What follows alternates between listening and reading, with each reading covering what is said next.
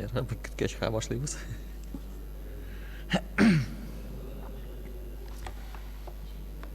أعوذ بالله من الشيطان الرجيم بسم الله الرحمن الرحيم الحمد لله رب العالمين والصلاة والسلام على رسولنا محمد وعلى آله وأصحابه أجمعين رب اشرح لي صدري ويسر لي أمري واحلل عقدة من لساني يفقه قولي السلام عليكم ورحمة الله وبركاته جمعة رسم барай olsun جماعة Так, dünya işlerimizni to'xtatamiz, dünya so'zlarini to'xtatamiz. Inshaalloh üstte asta da, palardan da, naверное, сөйлешіп отыралардар эми. Алар да то'xtatsin. Inshaalloh дәрескә башлыйбыз. Мында гаделлек дигән ниде темада то'xtalган бугай. Шуны дәвам итик. Гаделлек. Мәсәлән, гаделлек. Гаделлек ул хакылыкка ва тугрылыкка умтылу. Zulmni ташлап, хакны хак иясенә тапшыру. Эшләребездә, гамәлләребездә ва сүзләребездә дөрес юлны эзләү димәктер.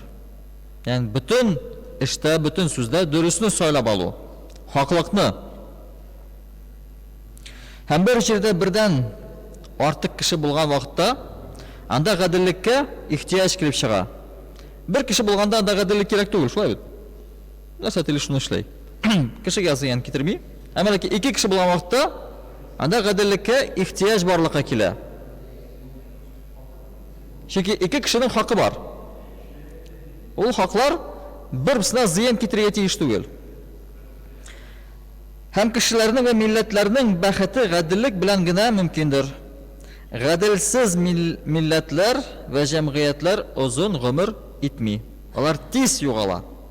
Әгәр бер җәмгыятьтә, бер дәүләттә гаделсезлек барлыкка килә икән, ул җәмгыять бетәчәк. Ул үз-үзен ашап бетерәчәк. Юкка чыгарачак. Ул канун, ансы без гел күзәтеп торабыз.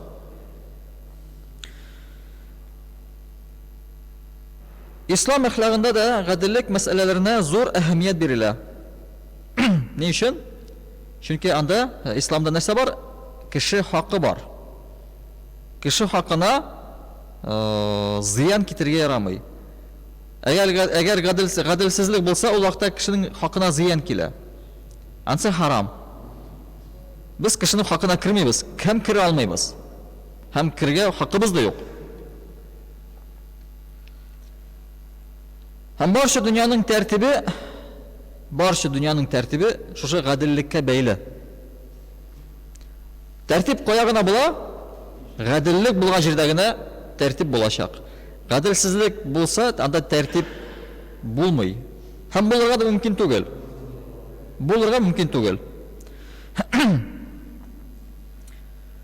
Һәм зулм ислам динендә харам санала ва иң зур гөнаһлардан исәпләнә. Zulm итү, ягъни кешенең хакын алу, аны рәнҗетү, бу зур гөнаһлардан исәпләнә. Һәм Коръәндә дә Аллаһ Тәгалә залимнәрне яратмаганын да белгертә. Аллаһ Тәгалә залимнәрне әлбәттә яратмый. Һәм Пәйгамбер саллаллаһу алейхи ва саллям да бер хадисендә булай дигән: "Күфрлек, dinsizlik devam ettirilirge mümkün. Karağız. Küfürlük, dinsizlik, devam ettirilirge mümkün. Lakin zulüm ol, gül tuktatıla. Yani zulüm bir koşan devam ete almayı. Hani barı kimdir tuktatırga mecbur bulaşak. В основном kim tuktata? Halk tuktata. Şolay bir mi? Zulümden. Halk basa. Zulmüne karşı. Һәм без тарихтан беләбез, залимнәрне хәтерлибез, ләкин аларның да zulmнары да узак дәвам итә алмаган һәм киләчәктә дә дәвам итә алмаячак. Фиргавынны алыйк, зур залимнәрдән берсе күпме zulm кылды халыкка, аның zulmы туктатылды. Һәм әлбәттә, андый залимнәрне бик күп беләбез. Бик күп тарихтан ишеттек, һәм аларның zulmнары һәр вакытта туктатылды. Zulüm bir кашан да davom etmas. Һәм гаделсезлек җәмгыятьләр тәртибен бозар. Әгәр бер җәмгыятьтә бер гаделсезлек килеп чыкса, всё, ул җәмгыять бетә. Бердәмлек ва самимият туйгаларын бетерер шушы гаделсезлек. Шушы җәмгыятьтә. Анда самимият булмас, ягъни ихласлык булмас.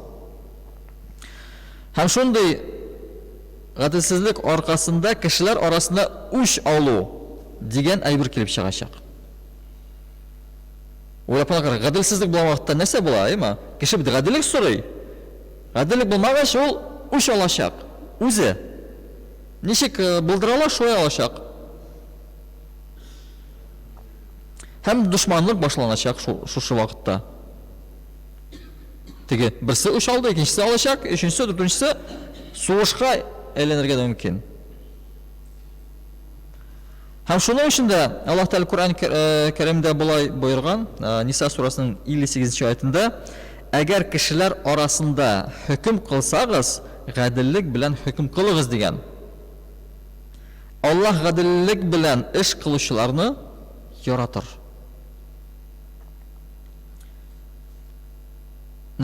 Кайбервакытта мәҗлесләрдә күпчелек вакытта ишетергә туры килә шундый сүз. Менә гаделлек дибез, әйме? Әмма ләкин дөньяда диләр, гаделлек күренми диләр.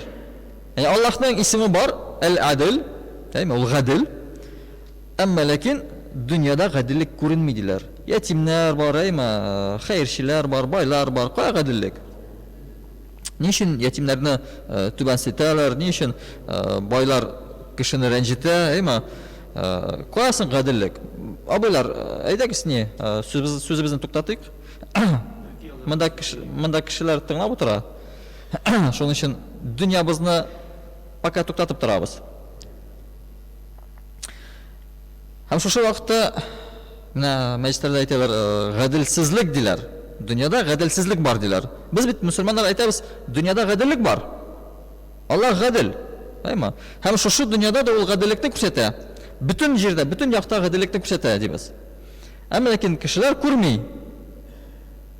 Гаделсез диләр. Аллаһта гаделлек юк диләр. Аллаһ сакласын. Шуның өчен бер пример китерергә мөмкин. Муса алейхиссаламның бер мисалы бар, әйме? Муса алейхиссалам Аллаһтан сорады. Миңа гаделлегне күрсәт диде. Без беләбез, Муса алейхиссалам һәр вакытта Аллаһка мөрәҗәгать итеп, нәрсәдер күрсәтергә сорый иде. Һәм бер вакытны гаделлекне күрсәт миңа диде. Һәм Аллаһ әйтә, син минем гаделлегемдә шыйың бармы? Шөбһәләнәсеңме минем гаделлектә? Муса алейхиссалам да юк диде. Күрәсем килә. Һәм Аллаһ Субханаһу Тәала әйтә, бер суның кырыена бар ди, утыр, анда яшеренеп утыр. Һәм күзәт. Әмма ләкин нәрсә күрсәң дә чыкма. Күзәтеп кенә тор. Бара, яшеренеп утыра, һәм карай, күзәтә. Нәрсә күрә? Бер атлы кеше килә, бик бай кеше, су буена, атына су эчертә. Үзедән шунда әзрәк су эчеп, ялтып, ат өстенә менә дә дәвам итә юлына. Карый, ул кеше китте, әмма ләкин аның бер капчык кәшүлеге калды инде, алтыннары калды. Чыгарга ярамый. Күзәтеп кенә тора. Ул киткәч, килеп җитте бер малай. Хәйрче бер малай, мескен бер малай. Шулай ук битен жуды, әзрәк су эчте, караса, бер капчык тора. Алтыннар. Алды китте. Шул малай киткәч, бер карт килде, сукыр бер карт килгәч, беренче атлы кеше килеп җитте. Һәм сорый шушы бабайдан, шушы карт кешедән, кая ди минем алтыннар? Бир миңа ди. Карт әйтә, мин сукырмын ди. Мин күрмим. Күрмәдем дә синең алтыннарны. Һәм шушы кеше ышанмый, аны үтерә. Караса, чынлыкта да аңарда алтын юк. Һәм китеп бара. Һәм Муса алейхиссалам аптырай. Каясың гаделлек? Мескен картны үтерделәр. Бер дә юкка. Бер яктан карасаң шулай, әйме? Гаделсезлек килеп чыкты. Ул берсе дә алмады. Ул сукыр, мескен, карт кеше. Һәм Аллаһ Тәгалә әйтә: шушы малайның әтисе кайчандыр шушы бай кешедә эшләде. Әмма ләкин ул бай кеше ул малайның әтисенә хезмәт хакын түләмәде ди. Күрәсезме, Аллаһ Тәгалә ничек шушы бай кешенең акчасын малайына бирде. Хак түләнде. Карт кеше ни өчен үлде? Шушы карт кеше ди, яшь чакта ул малайның әтисен үтерде. Гаделлек булдымы? Гаделлек булды. Әмма ләкин без күрмәдек бөтен әйберне, шулай бит. Без күрдек нәрсә? Әйе, менә бүгенге хәлне күрдек. Бүгенгә булган хәлләрне белмибез бит. Тик урысча әйтмәшлек, не видим всю картину. Гаделлек бар. Әмма ләкин без аны күрмәдек. Әйме? Безнең күзебез тар, гыйлемебез тар. Без күрә алмыйбыз бөтен нәрсәне. Менә бүгенге хәлне генә күрдек тә, менә гаделсезлек булды дидек. Аңа хәтле булган хәлне без белмибез бит. Ул кешеләр нәрсә эшләгәннәр, инде гөнаһ кылганнар әйме? Һәм нәрсә өчен Аллаһ Тәгалә аларны шулай җәзалый? Аның турында без белмибез бит. Белмибез. Әйтәләр, менә балалар үлә. Ләкин менә самолет, мәсәлән, бер кайчандыр төшкән, целый самолет балалар белән. Менә Аллаһ Тәгалә шушы балалар ни өчен алды ди? Алар нәрсә эшләгәннәр? Алар гөнаһсыз диләр. Алар гөнаһсыз. Әмма ләкин ул балалар үзләре сайлаганнар үзләренең тормышларын. Һәр кеше үзе сайлый. Аллаһ Тәгалә безгә мәҗбүрләп нитмәй безне. Теге яшәргә не заставляет, мәҗбүрләми безне яшәргә. Һәр кеше үзе сайлады. Бу дөньяга килгәнче нәрсәне сайлады? Дөньянымы, ахиратнымы? Менә без дөньяда яшәйбез, без дөньяны сайладык. Шуңа без яшәйбез. Ул балалар җәннәтне сайлаганнар. Һәм Аллаһ Тәгалә аларга җәннәтне бирде. Без аны белеп, менә шушы әйберләрне белмибез шул. Менә һәр кеше үзе сайлый. Үз тормышын үзе сайлый. Нинди тормыш яшәргә? Шушы дөньяда яшәргә сайладыкмы? Вот яшәйбез. Всё, сабыр итәбез. Үзебез сайлаганбыз. Без җәннәтне сайладык, әмма ләкин җәннәткә дөнья аркылы үтәргә сайладык. Дөньяда да яшәргә сайладык, һәм җәннәтне сайладык. Хәзер дөньяда яшәйбез, әмма ләкин җәннәткә керәбезме, юкмы, әле билгеле түгел. Иншалла тырышабыз инде. Әйме, тирлибез, пешәбез. Интегәбез бу дөньяда. Иншалла, Аллаһ Тәгалә гөнаһларыбызны кечерсен инде, гөнаһларыбыз күп. Һәм сайлаган җәннәтне дә безгә бирсен. Ягъни гаделлек, Аллаһның гаделлеге бөтен җирдә бар. Бөтен җирдә бар. Әмма ләкин без күрмибез. Теге киң итеп карамыйбыз. Без тар карыйбыз. Теге ат кебек, әйме? Атка да монда ике яктан куялар бит. Кырыйларын күрмәс өчен. Куркмас өчен. Безнең дә шулай. Күз кырыйбызда ниләр бар? Без күрмибез артыгын. Һәм гыйлемебез дә ул хәтле юк. Күрерлек. Һәм бер статья укыганда да бер парикмахер турында бер статья бар иде, тоже шушы гаделлек турында, шул тема буенча. Бер парикмахер янына бер кеше килә дә, ул парикмахер үзе мөселман кешесе. Бер яшь кеше утыра да, аның чәчен кисә, тегесе сөйләп утыра инде, утыручы. Аллаһны тиргәй инде. Аллаһны тиргәй, сүгә инде. Тегеләй булай, менә ятимнар үлә, гаделсезлек турында сөйләй инде. Менә Аллаһ булса да ди, ул гаделсез ди. Һәм бу парикмахер бер сүз дә дәшмичә тыңлап кына тора аның сөйләгәнен. Чөнки анда кеше белән спорга кергә ярамый бит инде. Башта тыңлап торырга кирәк анда кешеләрне. Сән үзеңнең сүзне әйтәсең. Һәм уже эш беткәч, шуны бер нәтиҗә чыгарды. Аллаһ юк диде. Шушы кеше. Кем утырды инде. Һәм чыгып киткән вакытта юк. Киресенчә, парикмахер имансыз кеше иде. утырган кеше мөселман иде. Һәм шушы парикмахер алар сөйләшергә яраталар. Кайберләр име? Аллаһны сүгеп, чәчен ала иде. Һәм шуның нәтиҗәгә азакта әйтте, Аллаһ юк диде. Булса, гаделлек булыр диде. Һәм шушы кеше, яшь кеше, уже парикмахерскадан чыгып китәр алдыннан бер кешене күреп кала урамда. Теге чәче киселмәгән, сакалы киселмәгән, ямсыз шундый пычрак бер кешене күрә дә. Һәм кирегә парикмахерскага кирип әйтә, менә мин дә сиңа бер сүз әйтим ди. Парикмахерлар бу дөньяда юк ди. Нишләп юк ди? Әгәр парикмахерлар булсалар иде, менә шундый кешеләр булмаса иде. Узын чәчле, таралмаган сакаллы кешеләр булмаса, парикмахерлар булсалар иде, бөтен кеше аккурат йөрер иде. Чәче киселгән, әйме? Сакалы таралган, кыскартылган булыр иде. Бөтен матур булыр иде. Демәк ки, парикмахер дөньяда юк. Нишләп инде юк? Менә бит мин парикмахер. Мин бит гаепле түгел ди. Ул кеше миңа килмәгән. Мин тагын гаепле түгел. Ул килмәгән. Килсә, мин аның чәчен кисәрем, сакалын тарарым ди. Аккурат ясарым ди. Әмма ул килмәде бит. Менә ди, шулай ук кешеләр дә Аллаһ янына килмәй ди. Аллаһ янына килмәй. Шуның өчен алар интегәләр. Әгәр Аллаһка килсәләр, интекмәсләр. Теге логика буенча дөрес килеп чыга шулай. Һәм шуның өчен без күрәбез, кешеләр интегәләр, гаделсезлек барлыкка килә башлый, zulm кылына башлый. Ни өчен? Чөнки халык үзе Аллаһка таянмый, Аллаһка борылмый, Аллаһтан сорамый. Һәм кылган гөнаһларына җәза алалар. Кур'ан Кәримдә Аллаһ Тәгалә нәрсә әйтә? Сез дә үзегез гөнаһларыгыз, үзегезнең бәла казаларыгызны кылган гөнаһларыгыз белән казанасыз ди.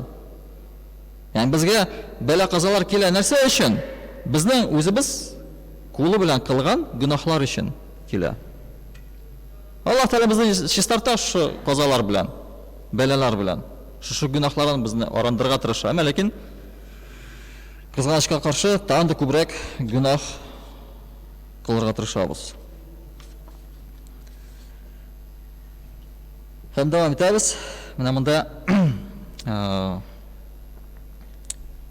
Пәйгамбәрнең тарихыннан бер мисал китерелә гаделлек турында. 630 елда Мәккә шәһәре мөселманнар тарафыннан алынган вакытта кабиләнең алда килгән кешеләреннән берсенең хатыны ганимәт малларыннан кайбер кыйммәтле әйберләрне урлаган. Менә ганимәт малын беләбез, нәрсә ул? Беләсезме, ганимәт малы? Трофей. Менә әгәр, мәсәлән, шәһәрне алалар икән, анда трофей була, ганимәт малы. Һәм ул трофей бүленә. Һәм шу ганимәт малларыннан кайбер кыйммәтле әйберләрне бер хатын урлый. Менә бу пәйгамбәрбез белән кергән кешеләрнең арасындагы бер хатын. Һәм Пәйгамбәр саллаллаһу алейхи ва саллям бу хәлне ишеткәч, ул хатынга җәза бирергә булган. Ләкин кайбер кешеләр уртага чыгып булай дигәннәр: "Эй Аллаһның илчесе, бу хатын мәшһүр бер кабиләдәндер, шәрәфле ва шөһрәтле бер хатындыр. Бу хатынга җәза бирмәсәгез һәм аны гафу итсәгез иде." Ягъни шушы хатын өчен сорыйлар: "Гафу итегез. Ул бик мәшһүр ди. Бик теге данлы кеше. Аны бөтен кеше белә, ул хатынны. Һәм аны гафу итәргә сорыйлар." Әмма ләкин Пәйгамбәр саллаллаһу алейхи ва саллям аларга булай дип җавап биргән: "Сездән элек яшәгән милләтләр бер мәшһүр ва бай кеше урласа, бер җәза да бирмичә аны гафу итәләр иде." Танышма?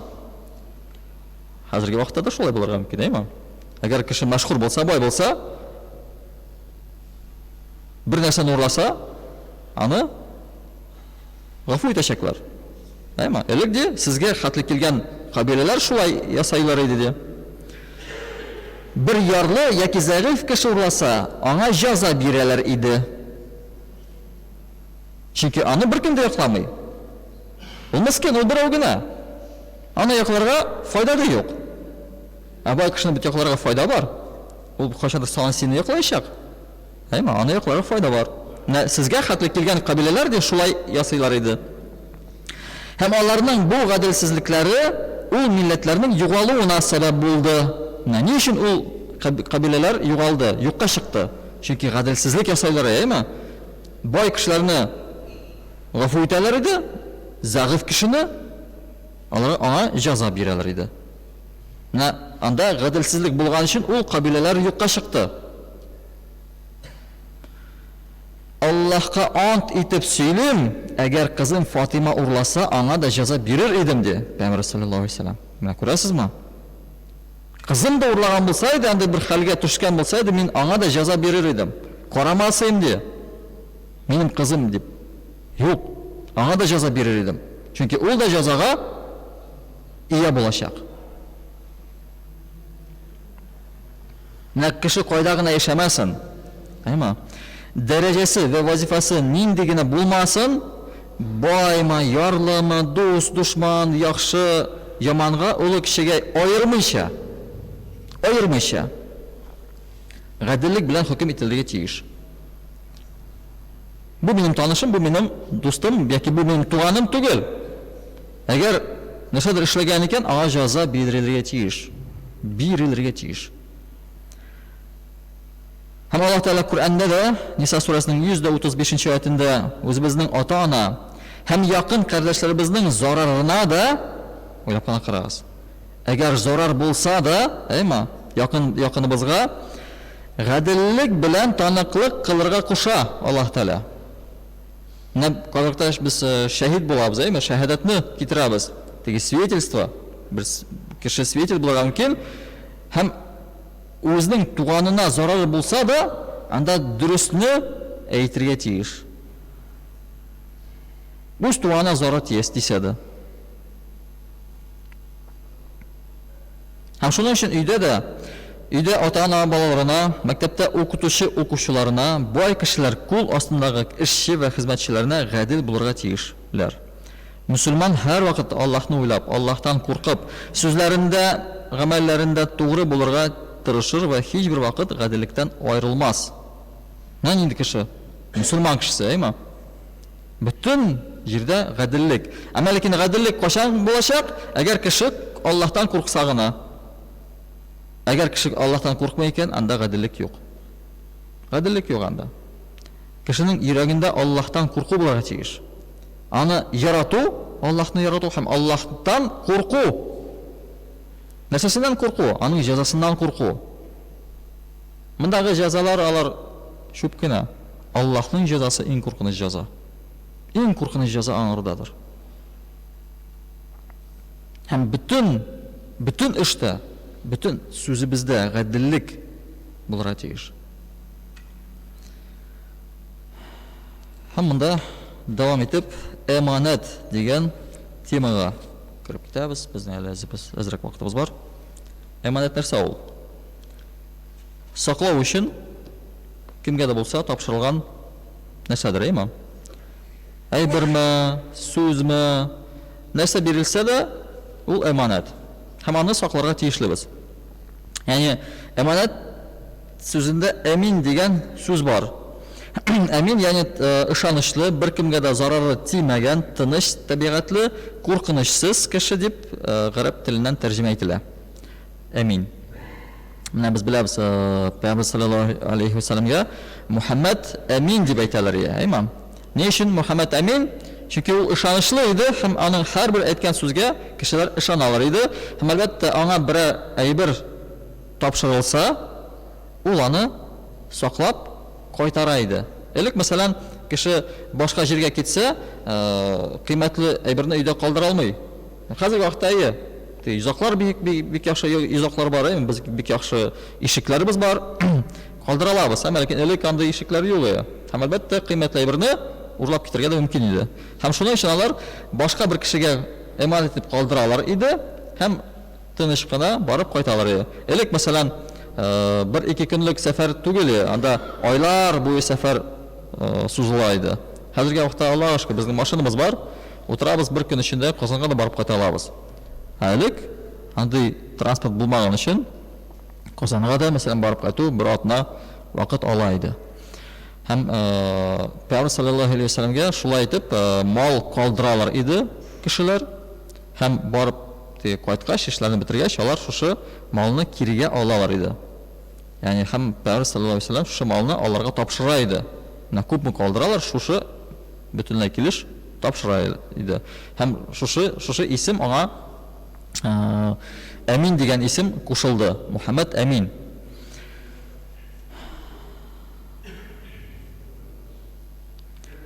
Һәм 622 елда Пәйгамбәр саллаллаһу алейхи ва сәлләм хаҗ кыла. Һәм шушы хаҗ вакытында 100 меңнән артык мөселман алдында Гарифада укыган хутбасында ул була дигән. Аның хутбасы ул хутба инде саубалашу хутбасы дип атала. Һәм шушы хутбада ул әйтте, сезгә бер әманат калдырамын диде. Әманат безгә, мөселманнарга. Ул әманатны саклагыз, туры юлдан адашмассыз. Бу әманат Аллаһның китабы Кур'ан-ы Кәримдер. Менә күрәсезме? Пәйгамбәр саллаллаһу алейхи ва сәлләм безгә нинди әманат калдырды? Ул да Кур'ан-ы Кәрим, китап. Һәм шушы әманатны сакласагыз ди, туры юлдан тайпылмассыз. Ягъни саклау дигән вакытта кыстырып күдектә түгел, әйме? Аны аңлау. Мәгънәсен аңлау һәм шушы мәгънәсен балаларга өйрәтү, оныкларга өйрәтү, менә шулай итеп саклау. Китап килешкәне сакласак, ул кәгазьдә генә калачак. Аның кадеры да бетәчәк. Һәм Аллаһ Таала ул китапны юк итәчәк. Әгәр шундый дәрәҗәдә сакласак. Теге хәзерге вакытта шулай бит инде. Китапны алалар да Кур'анны шүпрәккә урыйлар и өскә куйдыр куялар. Шунда ята ул. Саклыйлар Кур'анны. Юк. Ул саклау түгел. Ул әрәм итү. Ул юкка чыгару дигән дип атала. Саклау дигән мәгънәдә аны укып, аның мәгънәсен аңларга тырышып һәм аны тапшыру. На ул вакытта Кур'ан сакланыр. На шулай итеп сакларга тырышык җәмәгать. Һәм әлбәттә, китап белән бергә дин дә безгә әманат. Шушы дин дә безгә әманат. Без шушы динебезне таратырга тиешлебез һәм шуңа тырышырга тиешлебез таратыр өчен. Теге әз булса да катнашырга шушы динне таратуда. Әз булса да. Һәм әлбәттә, һәр кешенең вазифасы бар. Эштәме, баласы алдынданмы, хатыны алдынданмы, ире алдындамы вазифасы бар. Һәм шушы вазифаларны үтәү дә шулай ук әманатны үтәү. Ягъни һәр ирнең өстендә әманат кем? Аның хатыны, аның гаиләсе. Аллаһ Таала әманат бирә безгә балаларыбызны, алар әманат һәм аларның иманнарын саклап калу безнең өчен әманат. Ягъни без дә балаларыбызны дөрес итеп тәрбияләсәк, үтәячәкбез шушы әманатны. Дөрес тәрбия бирмәсәк, алар иманнарын югалтса, бу безнең гаебебез булачак. Һәм шуның өчен без җавап бирәчәкбез Аллаһ каршысында. Аллаһ сакласын, андай җавап бирергә безгә язмасын. Иншалла, горурланып торырлык булсын безгә. Менә балаларыбыз шундый, изге кешеләр булды. Монда әле дәвам итә, ләкин вакытыбыз килеп җитте. Ярар, иншалла дәвам итәрбез икенче җумгада. Ва ахиру дәъвана анил хамдулиллаһи раббил аламин.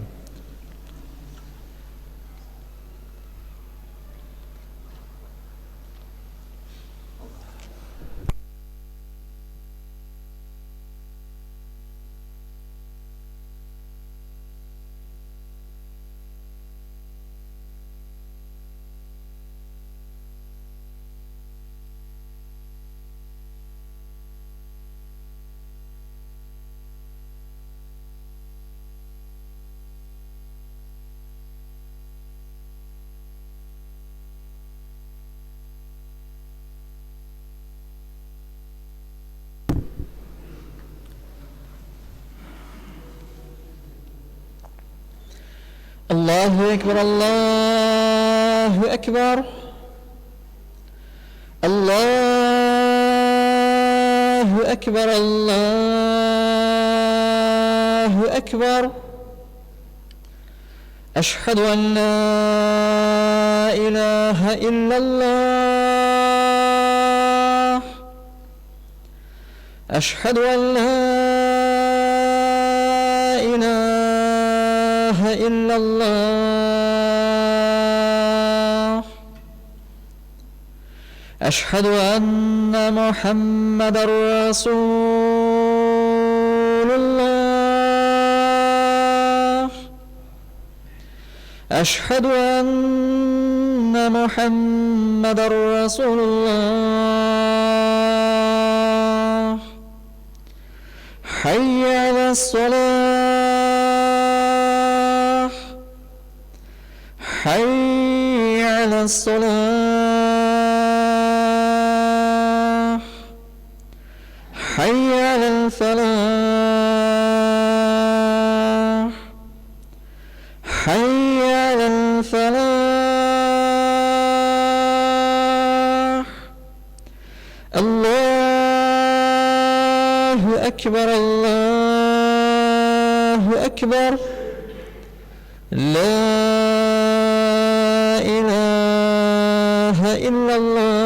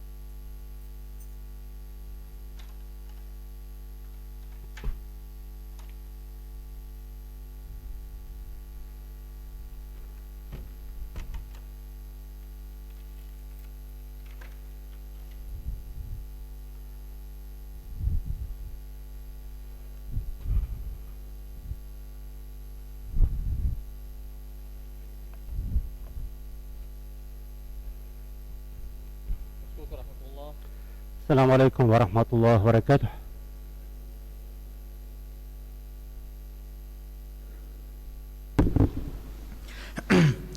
الله أكبر الله أكبر الله أكبر الله أكبر أشهد أن لا إله إلا الله أشهد أن لا إله إلا الله أشهد أن محمد رسول الله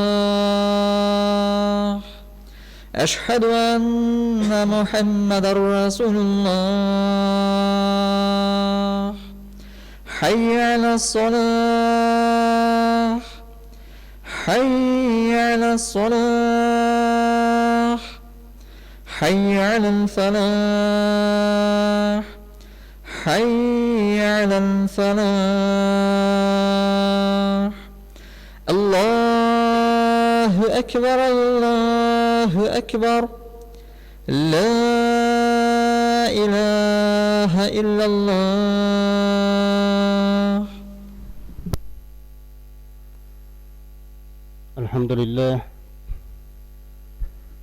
الحمد لله الذي هدانا للإيمان والإسلام وجعلنا من أمة محمد عليه الصلاة والسلام وفضل الجمعات على سائر الأيام كما جاء في الأحبار أن الجمعة حج المساكن والسيد الأيام. أشهد أن لا إله إلا الله وحده لا شريك له شهادة موصلة إلى دار السلام وأشهد أن محمد عبده ورسوله الصيد الآنام صلى الله تعالى عليه وعلى آله وأصحابه برارة الكرام خصوصا منهم على أبي بكر الصديق وعمر الفاروق وعثمان ذي النورين وعلي المرتضى الأئمة رضوان الله تعالى عليهم أجمعين. أما بعد الحمد لله رب العالمين والصلاة والسلام على رسوله محمد وعلى آله وأصحابه أجمعين. Alemlerinin Rabbisi, terbiyesi ve Allah subhanahu ve hak tegalada etken barşa senalarımız, barşa maktavlarımız, barşa şükranlarımız bu sayıda hamide şu alemlerine de rahmet edip ciberilmiş, gönderilmiş Peygamberimiz Muhammed Mustafa sallallahu aleyhi ve sellem'e de yüreklerimizin türübüz çıkan salavat şerifeleri bu sayıda hamide şunun sonunda bu Allah'ın büyük gününde, Cuma gününde İlla meğer Allah'ın kuşkanı, Allah'ın farzını ötem deyip Allah'ın yurtuna kelgen gayiz kardeşlerim, sizlerini yeniden de İslam'ın kurkem selamı bilen selamlap. Selamu aleyküm ve rahmetullahi ve berekatuhu deyim. Allah'ın büyük selamı, rahmeti ve bereketi barşalarımızga bulsaydı. Allah-u Subhanahu hak teala indi şu cuma günleri bizne barşamızga da mübareklerden kılsaydı. İndi cemaat elhamdülillah biz sizin bilen bulgan din İslam. İslam indi üzerinin astana salam, emin, tanış bulu, selamet bulu degen mağnanı bire. Şuna göre de indi her bir kişide, her bir Müslümanda, her bir İslamda bulgan kişide başka kişilerge karadağı adil, hem indi alar bilen aşık köngüllü bulgat deyir, hem indi elbette şu İslamda bulgan kişi, Müslüman kişisi kişilerine naşarlıktan tıyıp yakşılıkka indirget deyir. Şulay anlaşılar, şulay bit İslam degen mağana aslında. İslam büyük mağana, tanış, imin bolu, selam, selamet bolu. Indi biz sizin bilen yaşayan dünya yüzünde biz elbette küp korkunç buzukluklarını da göremiz, fitnelerini de göremiz. Bir naşar kuruluşlar yata terrorizm degen nerse var. Bugün bizning sözümüz de şunun turunda bulur. Çünkü bu ay o terrorizmga karşı kuraş ayı bulup ilan etilgen bütün Rossiyada, Tataristan'da indi türlü çaralar ötkerile. Mine şulay vagazlar söylene, isibizge düşüremiz yeniden de mine İslam'ın terror bilen birinin de beyligi yok ekanin indi sizden bilen anlarga tırışabız elhamdülillah.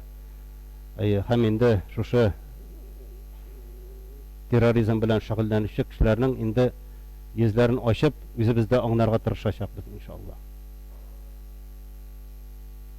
Чөнки терроризм ул бүтән кешегә дә кагыла. Мөселманга да, яһудигә дә, христианга да, кем булуына карамастан, балаларга да, хатын-кызларга да, олы яшьтәгеләргә дә, картларга да, барсына да кагыла.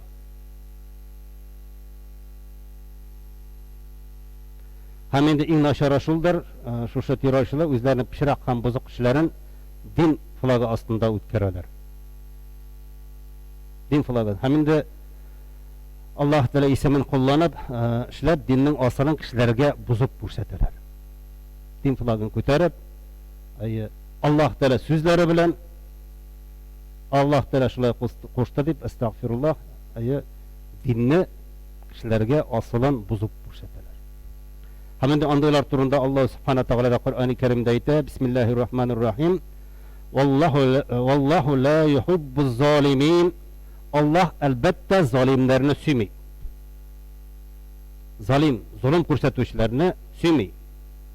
Инде әйткәнебезчә, терроризм ул бик гаделсезлек. Аллаһ Тәала андый кешеләрне сөйми генә түгел, Аллаһ Тәала андый кешеләрне ләгънәт кыла. Һәм инде шулай бу турыда Куръан-ы Кәримдә әйтә: Бисмиллаһир-рахманир-рахим.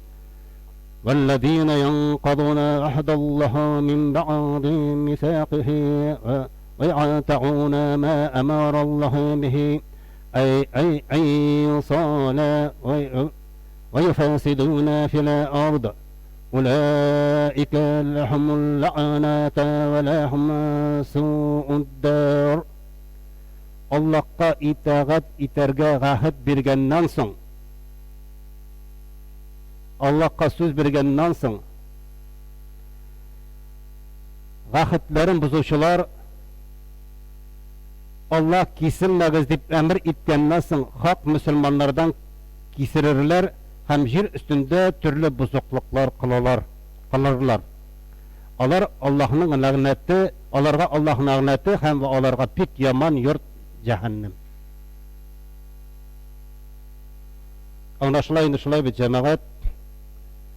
Indi Allah Teala gahit bergenden soň Allah'ını tanıp, onun koşkanını ötep, onun tiganlarından tilip yaşarga gahit bergenden soň dagın şu gahitlerin buzup, vagdalarin buzup, Allah Teala kesilmegiz, tarqalmagiz, ayrılmagiz degenden soň ayrılıp, indi jir üstünde türlü buzukluklar kırırlardı.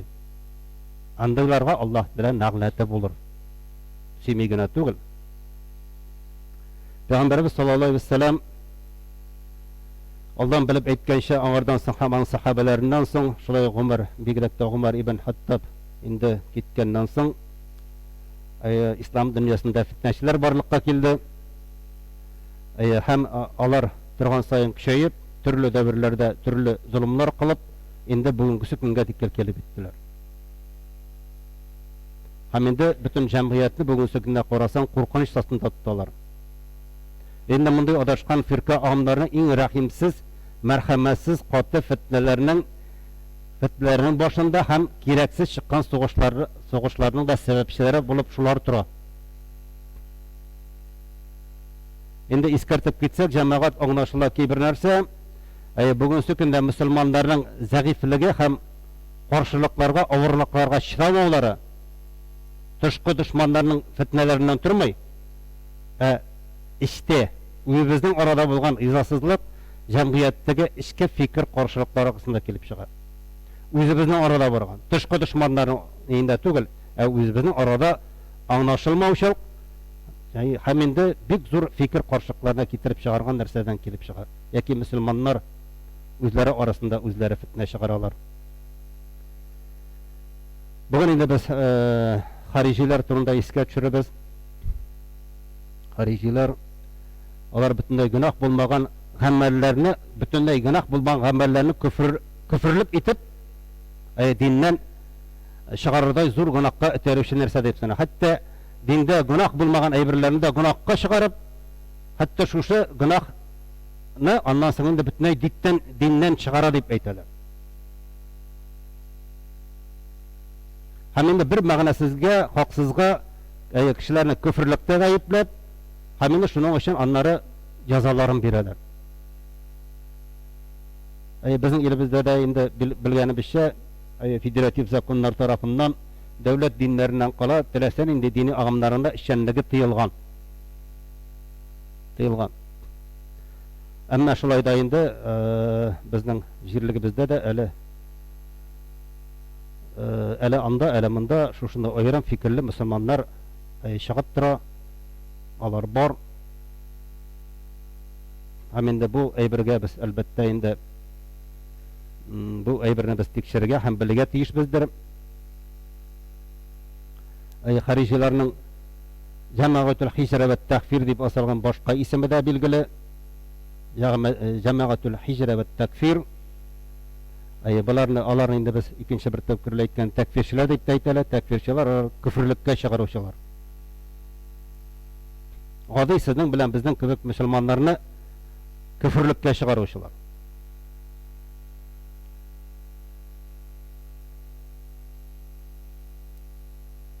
Alar indi bana şul hicre ve tekfir degeni alar indi musulmonlarni indi başka şehirlerge yaki musulmonlar yaşargan şehirlerge köçerge çağıruvchilar. Yaki munda indi mundağı illerde bu dinsizlikte tekten ayrılıp başka yerge köçüp şunda hicret kılуу fikrin aytalar. Hem indi eğer de bunu işlemesel aralarga indi tekfirlik isimini yabalar. Elbette bu firqa indi 1922 yılda Hasan el-Banna isimli kişi nigiz sala. Hem de bugün sükünde de aytırga gerek harijilerinin üstel kitabı bulup Mısır'daki siyasi cinayetçi türmelerde oturgan Said Kutub'nun Müslüman kardeşler İhvan-ı Müslümin isimli kitabı tura. Bunu işitkeniniz var. Indi ol 1960 yılda türmege yabıla. Hem indi 66 yılına Said Kutub yazalana. Hem indi onun yolunda bulgan yaş Müslümanlar şu Kutub'nun ideologiyasını başkaça tanığa ilti. Hem indi alar bundan tağında zaharlanalar, tağında katılanalar. Hem indi 1971 yılda alar baştan kullanıp hem zakonsuz güç kullana başlıyorlar. Yani şu 70 yılların başında жаңа terör ne kabına. Hem bugünkü günge dikili biz telese koyda telesen indi şuşunday terör şılık hallerin sizin bilen tanışıp görüp hem bilip durabız. Indi bizning 20-nji asırның uzaklarında gana bulsa da olar bizde de barlıkka keldiler. Indi alar şulay musulmanlarni tolayam küfürlükte ayıplap cemaatni müşrik, kafir dip türlü gruplarga bölüşü indi burungu dini agımları bilen beylengen bu firqa musulmanlar dünyasında ulu bir problemasına aylandı. Ulu bir problema aylandı.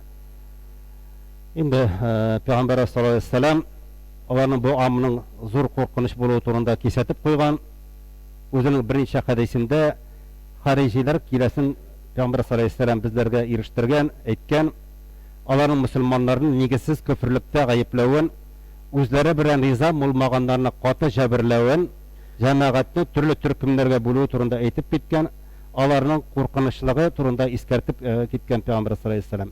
Eğer de interak bitlerine kıssasak, biz bu türkümün ele birinci görünüşlerin Peygamber sallallahu aleyhi ve sellem özü ise vakitte koruge bular. Çünkü bir vakitinde Peygamber sallallahu aleyhi ve sellem Müslüman arasında zekat bulgan vakitte bir kişi çıkıp Allah'ın elçisi sallallahu aleyhi ve sellem'e müracaat etken, ya Muhammed Allah'tan kork hem gadil bul deb aytadi. Zekat bulganda. Bunda Allah'ın Resulüne rizasızlık bildiru. Demek indi aytırga kerak, özünün gadillik için kurashun Peygamberimizdekine qaraganda üstünrek ko'rgan. Anlaşılamı? Gadil bul deb Peygamber sallallahu aleyhi ve sellem Allah'ın Resulüne dünyada en uluk kişiga, en gadil kişiga gadil bul deb. Yaki özünün gadilligin Peygamber sallallahu aleyhi ve sellem'den üstünrek ko'rgan. Mana bu zor olashu, zor yalg'ishu jamoat. Bugün andaylar bik ko'p. Bugün andaylar bik ko'p. Bizga da imamlarga, turli darajadagi kishilarga kelib aytuvchilar bor. Gadil bul, durust bul, Allah yolunda bul, Allah'ın Kur'an'ı bilen var, hadis bilen var, sen duruşlamışsın deb aytuvchilar bugün de yeterli. Bugün de yeterli. Hatta biz sizin bilen biliriz. Allah Teala aytgan, Allah'a itaat etiniz, onun Resulüne itaat etiniz, hem aragızdan saylap koyulgan imamlarga, başlıklarga itaat etiniz. Onların tığınağız degan ayetni alar bileler. Ama özlerin gadil dep sanıyorlar.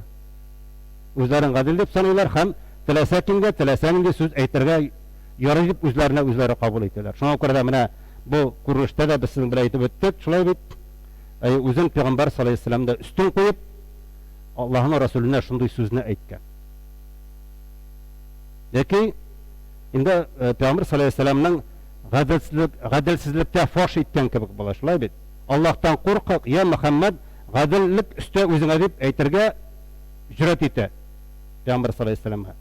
Gadil buluyağını sen işlegen iş gadilsiz, haksız dep aytmakçı bolar. Şu kişiler arasına şunday bir indi bir fikirni torata. Aminde Peygamber sallallahu aleyhi ve sellem de ona ayta, sana okunuş bulsan, men gadilsiz bulsam, mında menden de gadillerek kişi var mı dep ayta. Yok eken bilebe şulay bit.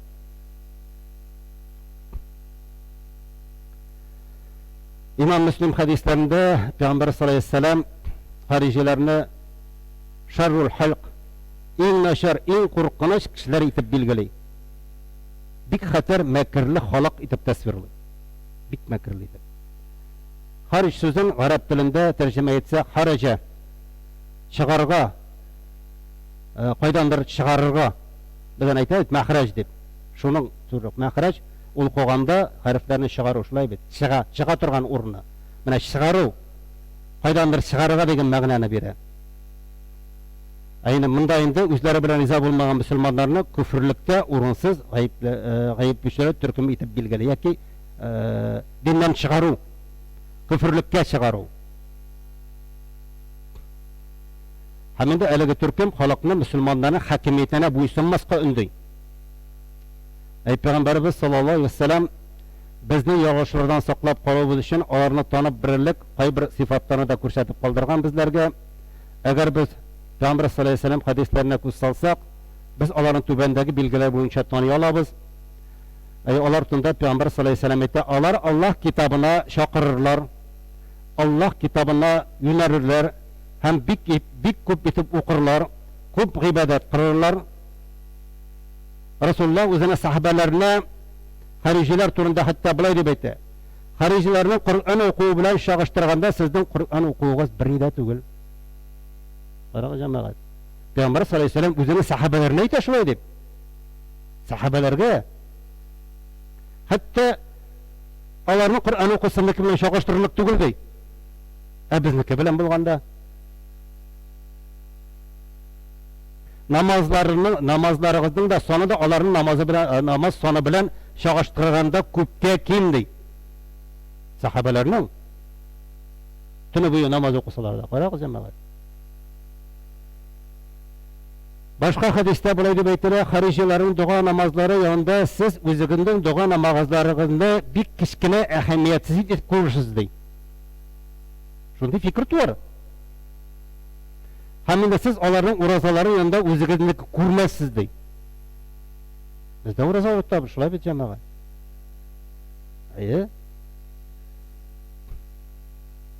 Yani şitten qaraganda onlar bik takva. Allah'tan korkuşu bir de şitke toyup bulmuş fakat Kur'an boyunca yaşayışı. Onlar bik köp ibadet kırırlar, Kur'an'ı köp okurlar. Ağır ağzında her vakit Allah sözü, Resulullah sallallahu aleyhi ve sellem hadisleri bulur. Onlar Kur'an'da şakırırlar, takvalıkka öndüler. Yaki onların hayır vakitte sözlerinde biz sizin bile iştirge mümkün biz. Allah aytılır, Subhanallah, men sizge bizim yanına kelip, yaki indi başka yerge kelip, men sizge Resulullah'ın sözlerin, Kur'an'ı ayetlerini getirem, aytem. Siz mında bu aytti, tege aytti, Ebu Hanife aytti, falan aytti deyip oturasız. Men korkamın dep aytırlar. Sizin başlarınızga taş yağar, yaki başka bir nerse bulur. Ne işe gitip siz Allah ham onun Resulünün sözlerini inkar etesiz. да Әбу Ханифа артыннан барасы деген галимнәрнең сүзләрен кире кагарларды. Ишеткәнегез бар мондай берләрне? Сезнең ишеткәнегез булмаса, безнең күп ишеткәнебез бар. Менә алар шулай итеп әйтерләр җәмәгать. Әмма Пәйгамбәрбез саллаллаһу алейһи ва саллям алар Коръан укырлар һәм Аллаһның китабына юнәлерләр. Расулуллаһ сүзләре белән Коръан аятларын китереп, алар үзләренең хаклылар, дөрес эшлибез диләр. Моның зур дәлил булуына ышаналар, үзләренә зур дәлил булуына ышаналар. Ләкин бу хадислар да, бу аятлар да аларның үзләренә каршы дәлил булып торачак. Дип безне кисәтеп куйды. Шуңа күрә тышкы яктан гыйбат этендә тәкъва булган һәрбер кеше турында күп итеп Коръан укучы, аят хадислар китерүче турында бу дөрес юлдан баручы дип уйлау ялгыш булырга мөмкин җәмәгать. Күрәбез андый кешеләрне, шулай бит. Менә күрәм, гыл кулында Коръан, Коръан сүзе, хадис, тақва, намаз укый, күп уразалар тота, әмма бу, менә бу шин мәгънәсендә Аллаһ юлында йөрүче кеше дип уйлау ялгыш булырга мөмкин.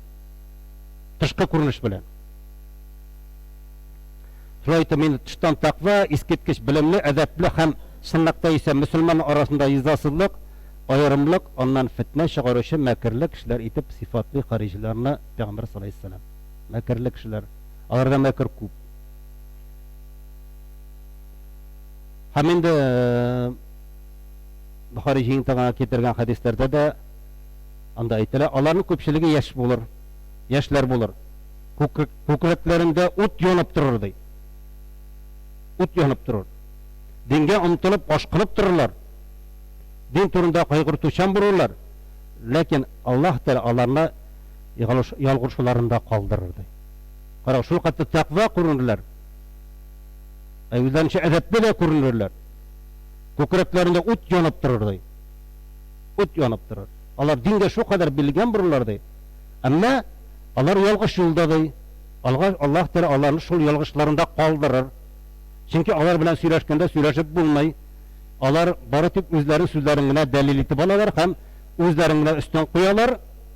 Һәм сине аның белән булмасаң, алар белән булмасаң, аларның фикерендә булмасаң, сине күфрлектә гаепләячәкләр. Син кафир дип сиңа әйтәчәкләр.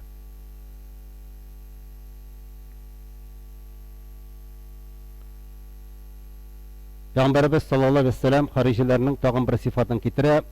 Алар мөселманнарның канын түгәрләр. Мөселманнарга каршы сугыш ачарлар. Дин дошманнарын ташлап торырлар. Дин дошманнарын ташлап торырлар. Яки мөселманнар белән сугышырлар. Диннең чын дошманнарын ташлап торырлар. Менә төп билгеләре шул. Димәк, мөселманнар белән талашып ятырлар. Һәм инде дин дошманнар алардан бернинди зыян да күрмәячәк. Аларның кулларыннан сүзләренә фақат мөселманнар гына зур җәбер зулым күрерләр. Кызганыч, бүгенге көндә дә бу сифатларның без яшьләребезнең кайберләр төркемнәрендә күрәбез. Әгәр Пәйгамбәрбез хадисләрен җитекләп карасак, харижларның төп билгеләре үзләре белән ризалашмаган мөселманнарны урынсыз, сәбәпсез кафирлектә гаепләү, гомумән үзләреннән кала барсында ялгышуда гаепләү. Алар белән булмаганнар бөтенесе дә ялгыш юлда. Кафирләр. Инде безне әһле сөннәт ва җәмәгать галимнәре әгәр дә инде кеше шәригатьтән кала башка законнарны куллана икән, аларны өстен куймый, шәригать белән яншәдә куймый икән, ул гынаһлы булырга мөмкин, ләкин диннән чыкмый. Безнең галимнәр шулай дип әйтәләр. Кафир булмый дип саныйлар. Әмма кайбер яшьләр шушы адашкан агымнарга ияреп, безнең хакимиятебезне дә, халкыбызны да күфрлектә гаеплиләр. Яна хакимияткә буйсынга өндергән имамнарны да күфрлектә гаеплиләр. Без шушы дәүләттә яшибез, менә әле алдагы көннәрдә генә сөйләдек бит, шулай бит. 4-5 вакыт сөйләдек. Ватаныңны сөй, ватаныңны ярат, ватаның өчен тырыш. Әгәр дә сиңа бүгенге көндә бу илдә мөмкинлекләр биргәннәр икән, бүген рәхәтләнеп вагазлар тыңлап, намазлар укып, уразалар тотып, мөселман булып яшәргә мөмкинлек бирелгән икән. Ничек син аларны айыплыйсың күфрлектә һәм башкасында?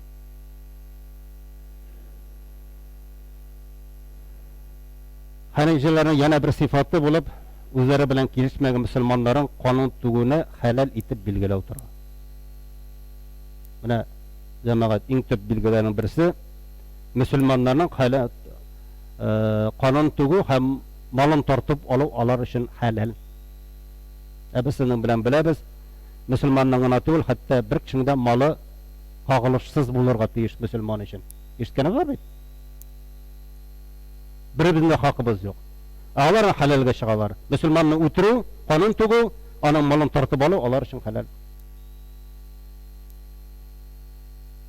Һәм инде бу шушы хәлне алар харижилар Аллаһка ныграк якынаю ысулы итеп күрәләр. Шушыларны эшләсәләр Аллаһка якын булалар. Тагын да ныграк якынайлар дип әйтәләр. Ягъни аларның төп шөгыле булып кешеләрне шушында ук хаксызга гаепләү тора. Пәйгамбер саллаллаһу алейһи ва сәллям буенча алар мөселманнарның канун түгәлләр һәм бу аларның төп сифатлары булып торыр дип Пәйгамбер саллаллаһу алейһи ва сәллям безләргә әйтеп калдырган җәмәгать. Төп сифатлары. Инде харижилар ислам флагасында бузыклык кылып бирүчеләрнең бер кисәге генә андый фиркалар, андый төркемнәр алар бар, күп. Алар инде диннән бик ерак булып та, шул динне үзләре өчен аклану итеп алган төркемнәр әлбәттә бик күп. Алар үзләре инде шушы диндә дип, без тақва, без ихлас дип аклану өчен диннәрен шушы динне тоталар, әмма алар диннән ерак. Терроризм нинди генә формада булмасын җәмәгать, нинди генә максатларын күздә тотып эшләмәсен, ул кабул ителмәй, ул диндә юк әйбер. Без аны сезнең белән беләбез. Дин ягыннан да, аяк акыл белән дә ул кире кагыла.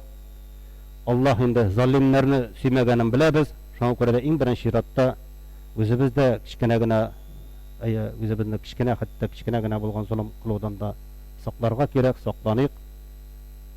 Һәм инде шуңа күрә без дә һәр вакытта да инде дуа кылганда да әйтәбез: Аллаһ Тәала илләребезгә, көннәребезгә иминлек, тынычлык, бәрәкәт бирсә иде, шулай бит. Исламның мәгънәсе дә шул. Шуның белән башладык. Ислам, салам, тыныч, имин. Имин булу дигән мәгънәне аңлата. Шуңа күрә кем шушы тынычлыкны боза, кем шушы иминлекне бетерә, ул залим. Исламга каршы эшләүче була. Аллаһ субхана тагала инде хәерле булган гыйлемнәрне генә алырга насыйп итсен җәмәгать. Шулай дип дуа кылабыз, шулай бит. Хәерле булган гыйлемнәрне алсын, хәерсез гыйлемнәрдән ерак кылсын, фитнәләрне бездән ерак кылсын. Илкиннәребезгә иминлек, тынычлык, бәрәкәт бирсен Аллаһ Тәала. بارك الله لنا ولكم في القرآن الغني ونفعنا وإياكم بالآيات والذكر الحكيم إنه هو الغفور الرحيم الجواد الكريم السميع الدعاء.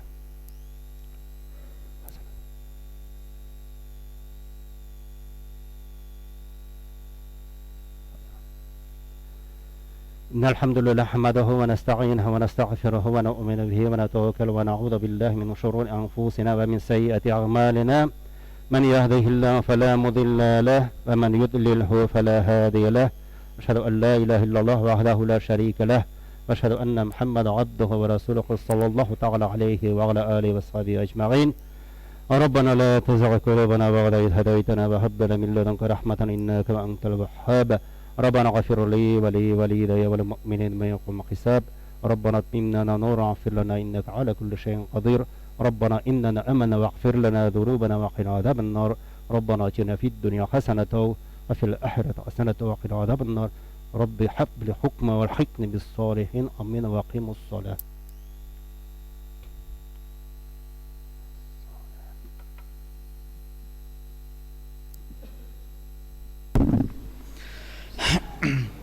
الله أكبر الله أكبر الله أكبر الله أكبر أشهد أن لا إله إلا الله أشهد أن لا إله إلا الله أشهد أن محمد رسول الله أشهد أن محمد رسول الله حي على الصلاة حي على الصلاة حي على الفلاح حي على الفلاح قد قامت الصلاة قد قامت الصلاة الله أكبر الله أكبر لا إله إلا الله.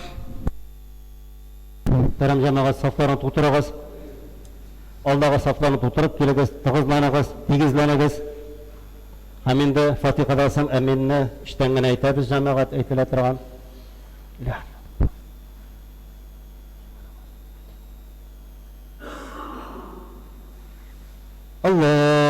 أكبر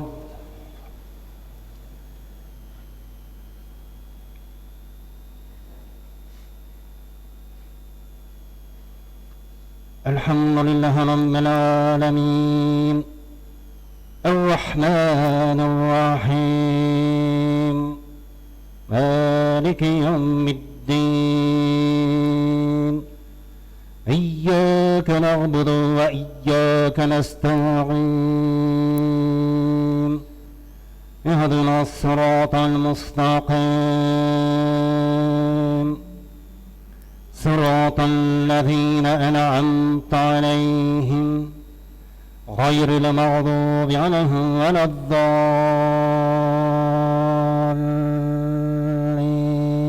الضالين والتين والزيتون وطور سينين وهذا البلد الأمين لقد خلقنا الإنسان في أحسن تقويم ثم رددناه أسفل سافلين إلا الذين آمنوا وعملوا الصالحات فلهم أجر غير ممنون فما يكذبك بعد بالدين أليس الله بأحكم الحاكمين الله أكبر سمع الله لمن حمده الله أكبر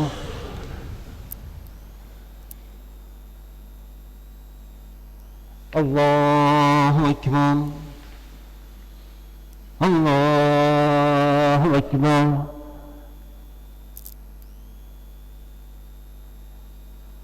الله أكبر الحمد لله رب العالمين الرحمن الرحيم مالك يوم الدين إياك نعبد وإياك نستعين اهدنا الصراط المستقيم صراط الذين أنعمت عليهم غير المغضوب عليهم ولا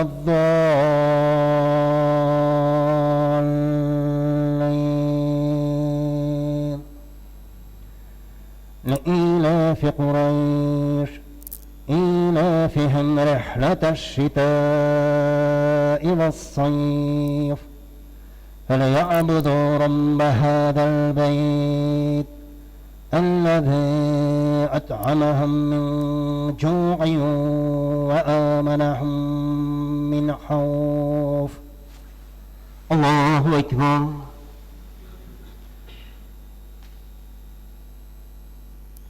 سمع الله لمن حمده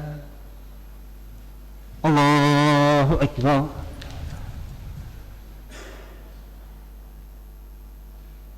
الله أكبر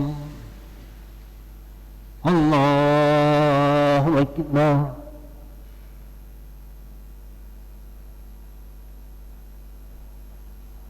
الله أكبر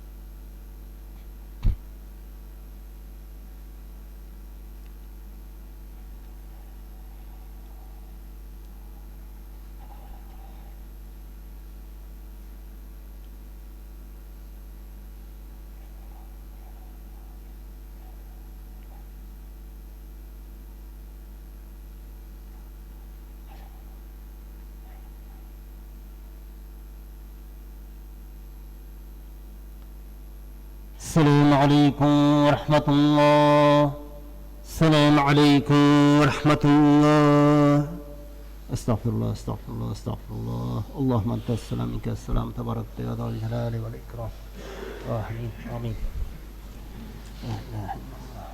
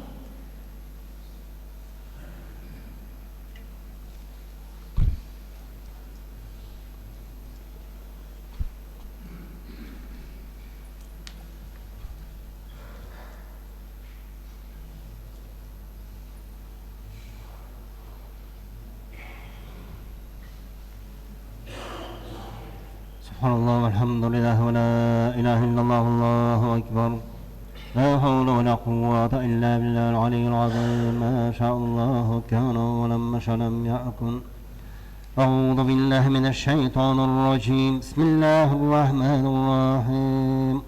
الله لا إله إلا هو الحي القيوم.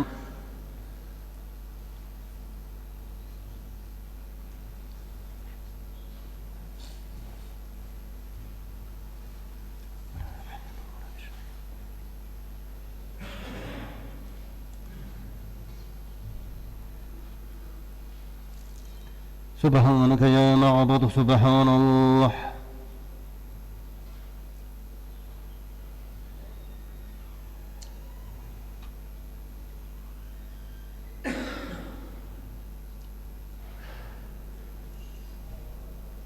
الحمد لله.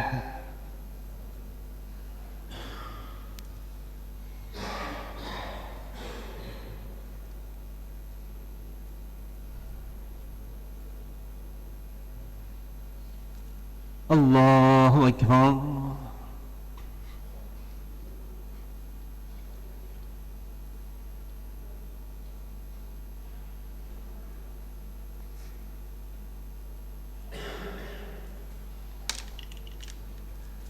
لا إله إلا الله وحده لا شريك له له الملك وله الحمد يحيي ويميت وهو حي لا يموت بيده الخير وهو على كل شيء قدير.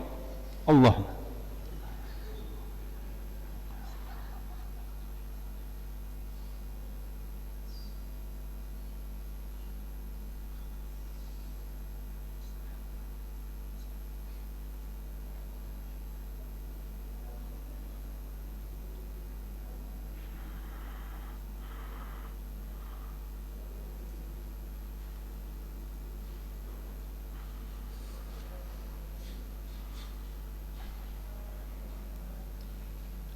الحمد لله.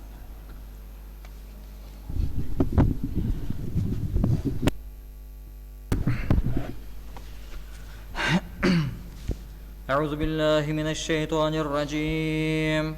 بسم الله الرحمن الرحيم. الله نور السماوات والأرض مثل نوره كمشكاة فيها مصباح المصباح في زجاجة الزجاجة كأنها كوكب دري يوقد من شجرة مباركة زيتونة لا شرقية ولا غربية يكاد زيتها يضيء لو لم تمسسه نار نور على نور يهدي الله لنوره من يشاء ويضرب الله الأمثال للناس والله بكل شيء عليم. صدق الله العظيم. سبحان ربك رب العزة عما يصفون وسلام على المرسلين والحمد لله رب العالمين. إلهي آمين. الحمد لله الحمد رب العالمين والصلاة والسلام على رسوله محمد وعلى آله وأصحابه أجمعين. يا رب العالمين bu qılmış ayet-i kerimelerinde, bu qılmış namazlarımızı, aytilmez zikir tesbihlerimizni, Rabbimizden tutkan urazlarımızı ve kılgan haclarımızı ve türlü maksat niyetlerimiz bilen birgen sadakalarımızı, bu meşit medreselerimiz bulsunda birgen sadakalarımızı Rabbimizden öz rahmetleri bilen kabullıklarına iştirip, indi Rabbimizden bu kullarımızda da bulgan barlık, kimşilik ve hatalarında gafurlarda eylesen gide. Ya Rabbim Allah'ın da bu kullarımızdan da hasil ve acaba soğuktan bu dünyaya nur edip verilmiş. Indi Peygamberimiz Muhammed Mustafa sallallahu aleyhi ve sellem'de ruh şerifine eriştip anı ruhun şahit kılsan idi. Hamide bizlerin de zümmetlerine kıyamet gününde mahşer meydanında Rabbim Peygamberimizin de şefaatlerine layıklarda eylesen idi. Ya Rabbim Allah'ın da bu kullarımızdan hasil ve acaba soğuk Peygamberimizin ahle beytinin, anı sahabelerinin, anı dikilip gitken barça peygamberlerinin, Enbiyalarının hemen bizlerin de bu meşitke kelip de kullarımızı köterip de gaqlı kardeşlerimizden de neyindel vakra tuğamıt etse eti bu eti enilerimizden Ebi baba irhan kız tuğanlarımızdan ondan bizlerden neyindel vaklar tuğamıt etken musa şuların baş alınlar okların şubuklarını şahit kılsan idi.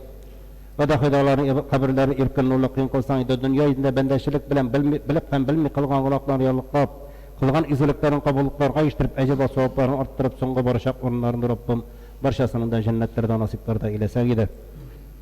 Ya Rabbim Allah, illerimizge, günlerimizge eminlik, tınışlık, bereket versen ide. Şimdi Rabbim Allah, canlarımızga, tenlerimizge selametlik, mallarımızga bereket, balalarımızga balalarını tevfik, hidayet, iman, istikametler versen ide. Rabbim Allah bizlerge hayırlı bulgan ilimlerine, hayırsız ilimlerden hem fetlerimizden yirak kılsan ide.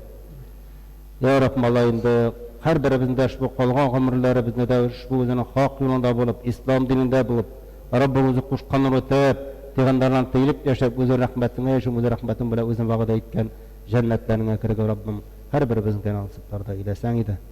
Ya Rabbim il başlıklarımızga, şahır başlıklarımızga da Rabbim hayırlı sen, hayırlı minnik birsen ide. Indi onlarga hikmet bilen gadil hüküm bitirge her birisine de Rabbim nasiplarda ilesen ide. ربنا اتنا في الدنيا حسنة وفي الآخرة حسنة وقنا عذاب النار برحمة الله رضي الله قبول جماعة السلام عليكم ورحمة الله وبركاته السلام عليكم السلام عليكم وبركاته السلام عليكم وبركاته السلام عليكم السلام عليكم وبركاته السلام عليكم السلام عليكم وبركاته السلام عليكم وبركاته السلام عليكم السلام عليكم وبركاته السلام عليكم وبركاته السلام عليكم وبركاته السلام عليكم وبركاته السلام عليكم السلام عليكم وبركاته السلام عليكم وبركاته السلام عليكم وبركاته السلام عليكم وبركاته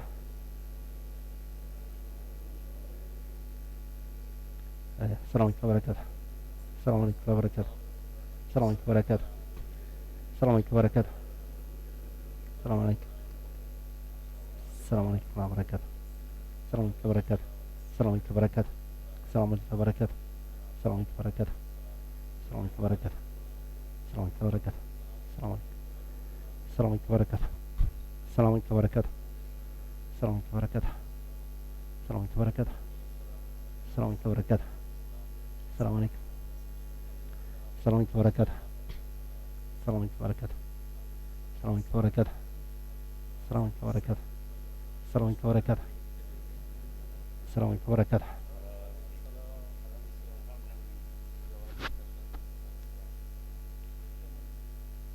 ترتيب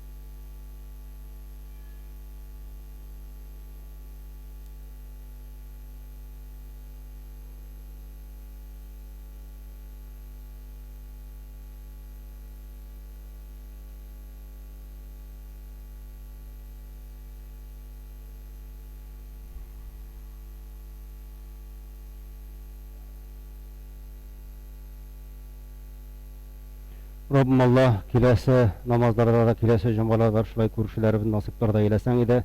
Özünün büyük selamını iriştirge, hayırlı sözlerimizni, hayırlı yardımlarimizni iriştirip yaşarga Rabbim her birimizge nasiplarda eylesen ide. Rabbana atina fid dunya hasenete ve fil ahiret hasenete ve qina azaben nar. Amin. Amin.